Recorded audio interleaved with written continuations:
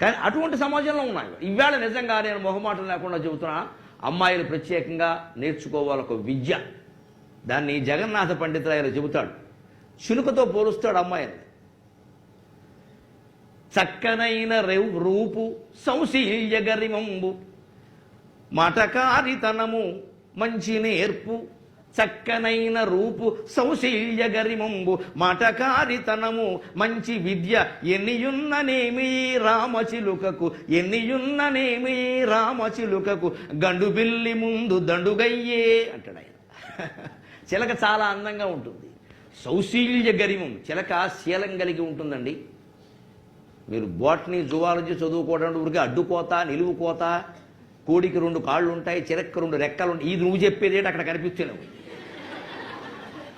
ఇదే ఎంతసేపు ఇక్కడ కప్పను అడ్డుగా కోసి నిలువుగా కోసి ఇంటర్మీడియట్ ప్రాక్టికల్స్ పేరు మీద కొన్ని కోట్ల కప్పలను చంపేశారు ఇక్కడ.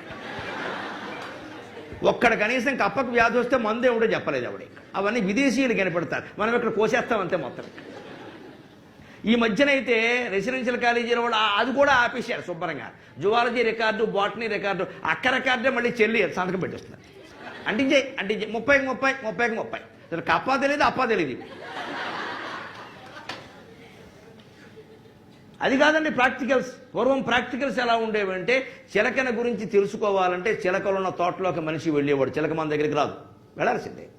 చిలక ఏ పళ్ళు తింటుంది, ఎలా ఉంటుంది. చిలక సౌశీల్యం అని జగన్నాథ పండితులు ఎందుకన్నా తెలుసా? చిలకని మీరు రామచిలుక అంటారు, గమనించండి. చిలకనే అంటారు రామచిలుక అని. రామ కోకిల, రామ కాకి, రామ కోడి లేవండి. ఏ పక్షికి చివరికి గరుత్మంతుడికి కూడా రామగరుడ పక్షి ఏం లేదండి. ఒక్క చిలక్కే రామచిలుక అని ఎందుకు తెలుసా? రాముడు ఏకపత్ని వ్రతుడు. చిలుక ఆడ చిలుకైనా మగ చిలుకైనా సరే ఒక చిలుకతో జత గడితే జీవితాంతం అదే చిలుక, దాని ప్రాణం పోయిన మార్చదండి. అది చిలుక, రామచిలుక. చిలక పెరిగారు అడుగుతున్నారు, అసలు నువ్వేం చెబుతావు అన్నాను నేను. ఒక పక్షిని చిలకని పెంచాలంటే దానికి తగిన చిలక DNA ఎలా ఉంటుందో మేము టెస్ట్ చేస్తే కానీ కుదరదన్నారు. ఎందుకు కుదరదు అని అడిగాను నేను. ఒక చిలక ఇంకో చిలకతో జత కలిగితే జీవితాంతం అదే చిలక, అది పోతే ఏడుస్తూ ఉంటుంది తప్ప ఇంకో చిలకను ముట్టుకోనివ్వండి. అప్పుడు నాకు అర్థమైందమ్మా రామచిలుక అని ప్రపంచంలో ఎందుకన్నా.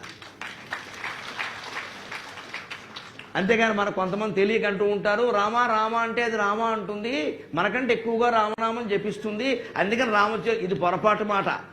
చిలక మనం రామ అంటే రామ అంటుంది, మనం డ్రామా అంటే డ్రామా అంటుంది. దానికి ఏం తెలియదు.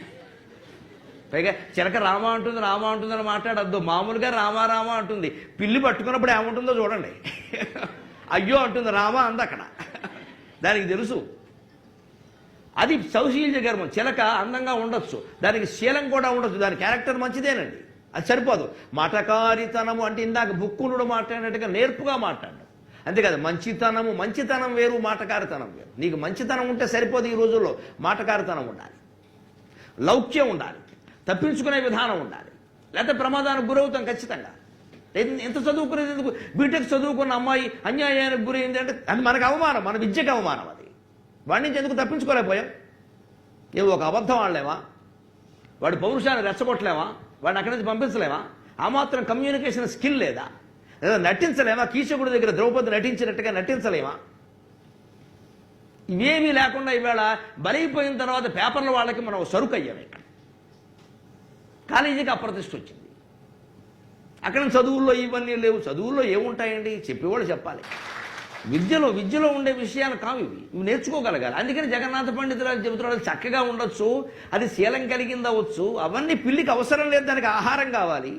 మాటకారితనము మంచితనం ఉండొచ్చు, మాటకారితనం ఉండొచ్చు. ఏముంటే ఎన్నియున్ననేమి ఈ గండు చిలుకకు, ఈ రామచిలుకకు గండు పిల్లి ముందు దండుగయ్యే. అది పిల్లి వచ్చింది, దాన్ని మెడపట్టు కొరికేసింది. నేను మంచిదాన్ని అంటే దానికి ఎందుకండి? నువ్వు నాకు మాంసం, నువ్వు మంచిదనం అయితే నాకు మాంసం.